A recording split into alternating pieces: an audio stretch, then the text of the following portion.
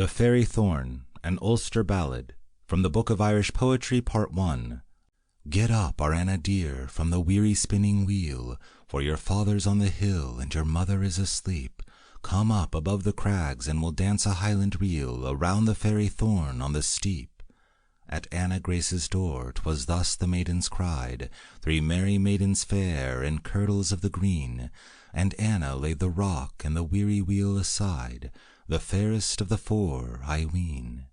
There glancing through the glimmer of the quiet eve, away in milky wavings of neck and ankle bare, the heavy sliding stream in its sleepy song they leave, and the crags and the ghostly air. And linking hand in hand, and singing as they go, the maids along the hillside have ta'en their fearless way, till they come to where the rowan trees in lonely beauty grow, beside the fairy hawthorn grey. The hawthorn stands between the ashes tall and slim, like matron with her twin granddaughters at her knee. The rowan berries cluster o'er her low head grey and dim, in ruddy kisses sweet to see. The merry maidens four have ranged them in a row, between each lovely couple a stately rowan stem, and away in mazes wavy like skimming birds they go, oh never carolled bird like them. But solemn is the silence of the silvery haze that drinks away their voices in echoless repose, and dreamily the evening has stilled the haunted braes, and dreamier the gloaming grows. And sinking one by one, like lark notes from the sky, when the falcon shadow saileth across the open shaw, are hushed the maidens' voices, as cowering down they lie in the flutter of their sudden awe. For from the air above, and the grassy ground beneath, and from the mountain ashes and the old white thorn between, a power of faint enchantment doth through their beings breathe, and they sink down together on the green.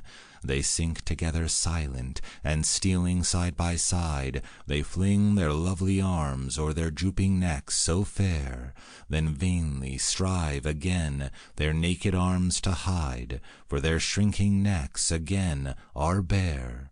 Thus clasped and prostrate all, with their heads together bowed, soft o'er their bosoms beating, the only human sound, they hear the silky footsteps of the silent fairy crowd, like a river in the air gliding round. No scream can any raise, no prayer can any say, but wild, wild the terror of the speechless three, for they feel fair Anna Grace drawn silently away, by whom they dare not look to see. They feel their tresses twine with her parting locks of gold, and the curls elastic falling as her head withdraws. They feel her sliding arms from their tranced arms unfold, but they may not look to see the cause. For heavy on their senses the faint enchantment lies, through all that night of anguish and perilous amaze, and neither fear nor wonder can ope their quivering eyes, or their limbs from the cold ground raise, till out of night the earth has rolled her dewy side, with every haunted mountain and streamy vale below, when as the mist dissolves in the yellow morning tide, the maiden's trance dissolveth so. Then fly the ghastly three, as swiftly as they may, and tell their tale of sorrow to anxious friends in vain. They pined away and died within the year and day, and ne'er was Anna Grace seen again. End of The Fairy Thorn. On All Souls' Night by Dora Sigerson. O mother, mother, I swept the hearth, I set his chair and white board spread, I prayed for his coming to our kind lady when death's sad doors would let out the dead. A strange wind rattled the window pane, and down the lane a dog howled on. I called his name, and the candle flame burnt dim, pressed a hand the door latch upon. Deelish, deelish, my woe forever that I could not sever coward flesh from fear. I called his name, and the pale ghost came, but I was afraid to meet my dear. O mother, mother, in tears I checked the sad hours past of the year that's o'er, till by God's grace I might see his face and hear the sound of his voice once more. The chair I set from the cold and wet he took when he came from unknown skies, of the land of the dead. On my bent brown head I felt the reproach of his saddened eyes. I closed my lids on my heart's desire, crouched by the fire, my voice was dumb. At my clean swept hearth he had no mirth, and at my table he broke no crumb. Deelish, deelish, my woe forever that I could not sever coward flesh from fear. His chair put aside when the young cock cried, and I was afraid to meet my dear. End of On All Souls' Night. The Ship from Tirnanoge, from the Book of Irish Poetry, Part 1. We two were alone by the sea, I and the man I loved with me. Our eyes were glad and our hearts beat high as we sat by the sea, my love and I, till we looked afar and saw a ship. Then white, white grew his ruddy lip, and strange, strange grew his eyes that saw into the heart of some deep awe. His hand that held this hand of mine never a token gave nor sign, but lay as a babe's that is just dead, and I sat still and wondered.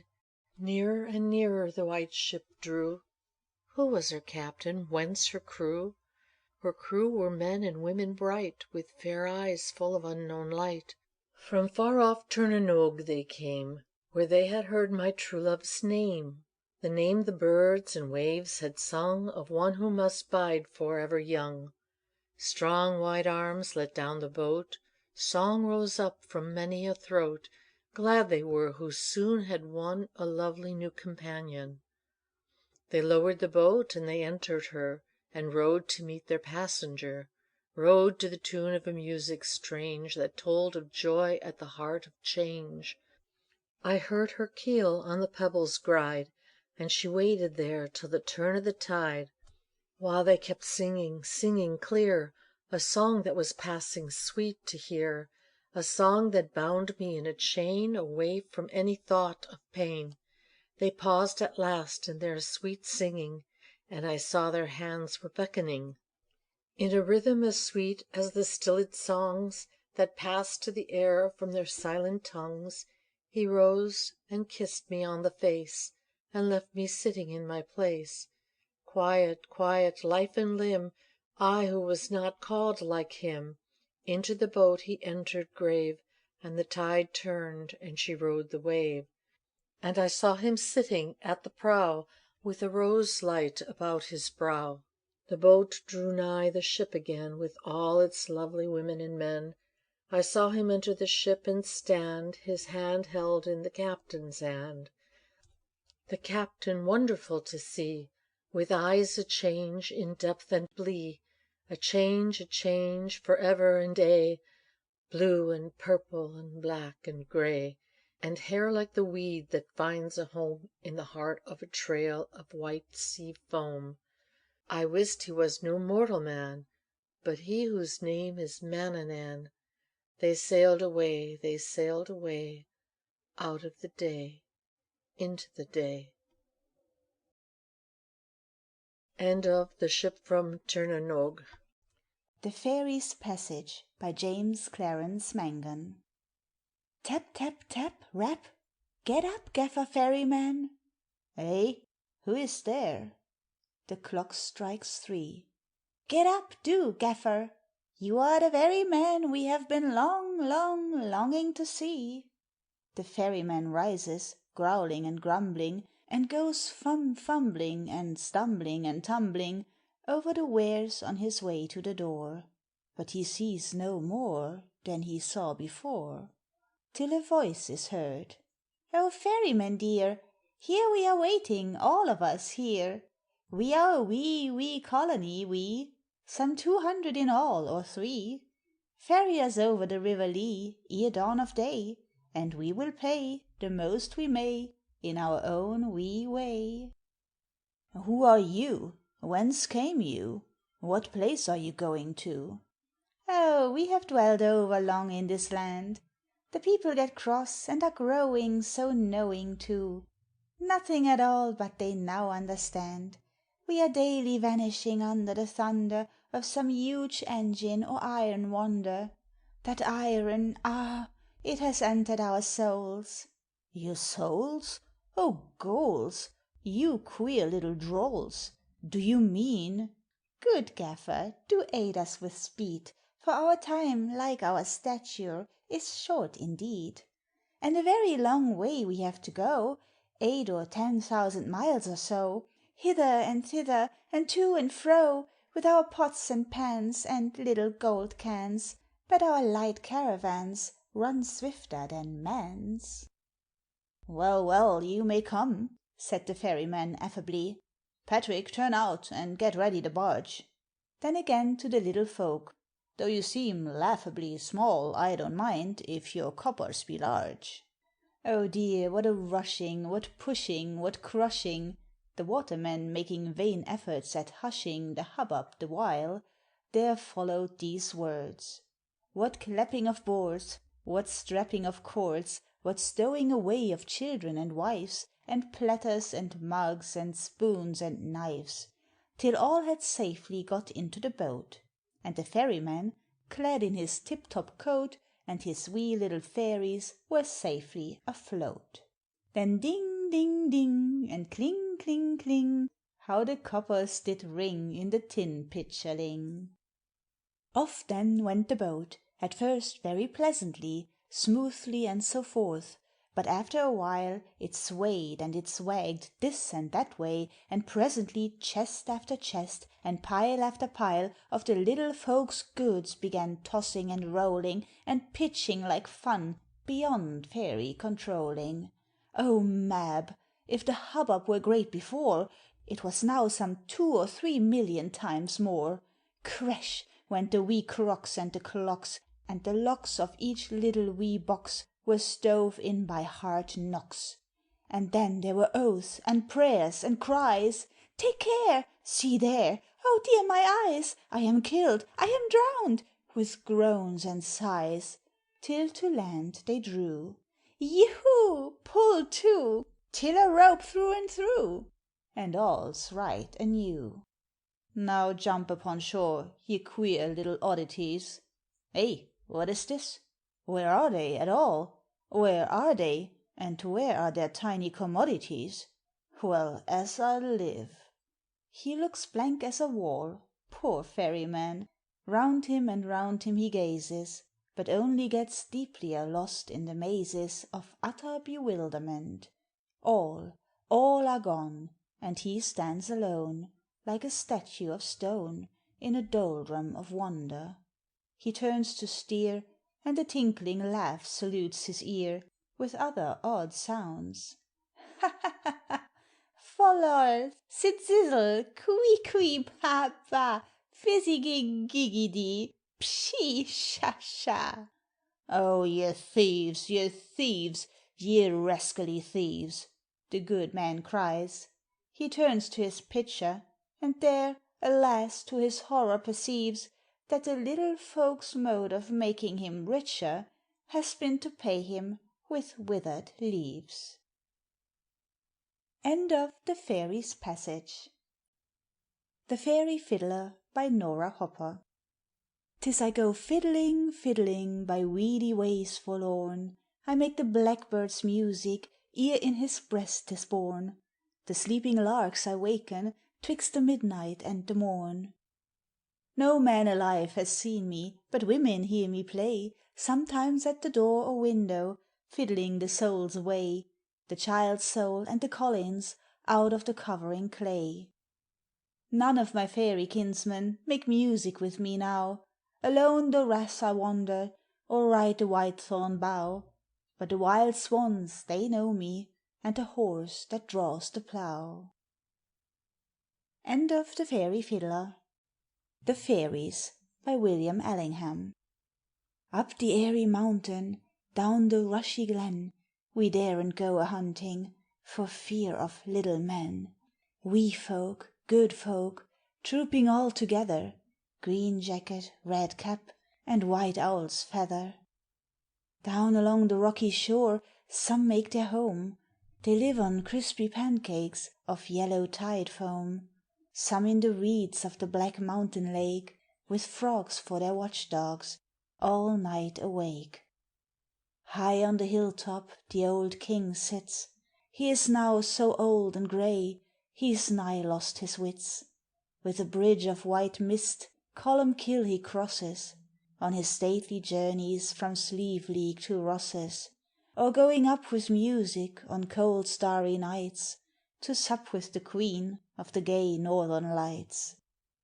They stole little Bridget for 7 years long, when she came down again, her friends were all gone. They took her lightly back between the night and morrow, they thought that she was fast asleep, but she was dead with sorrow.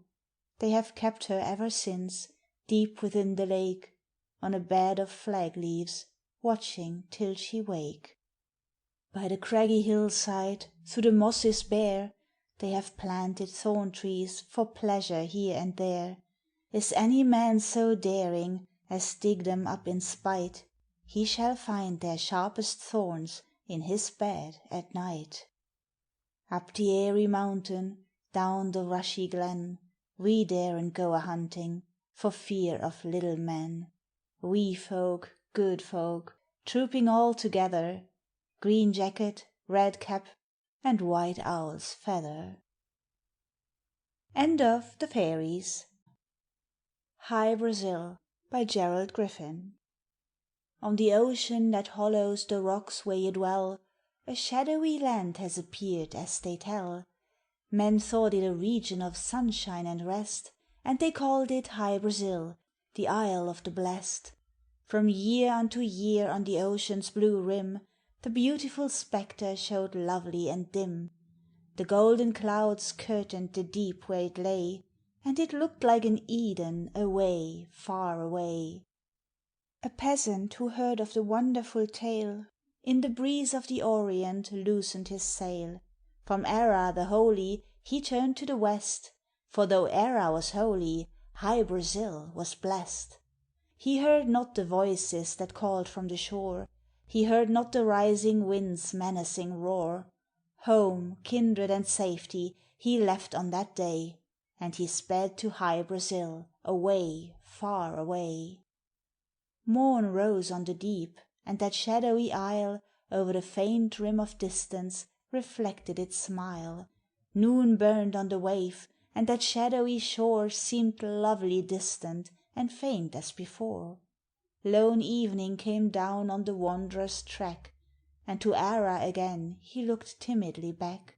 Oh, far on the verge of the ocean it lay, yet the Isle of the Blest was away, far away. Rash dreamer, return, O ye winds of the main, bear him back to his own peaceful Ara again.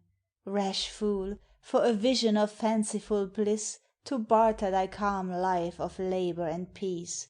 The warning of reason was spoken in vain, he never revisited Ara again. Night fell on the deep amidst tempest and spray, and he died on the waters, away, far away. End of Hy-Brasail,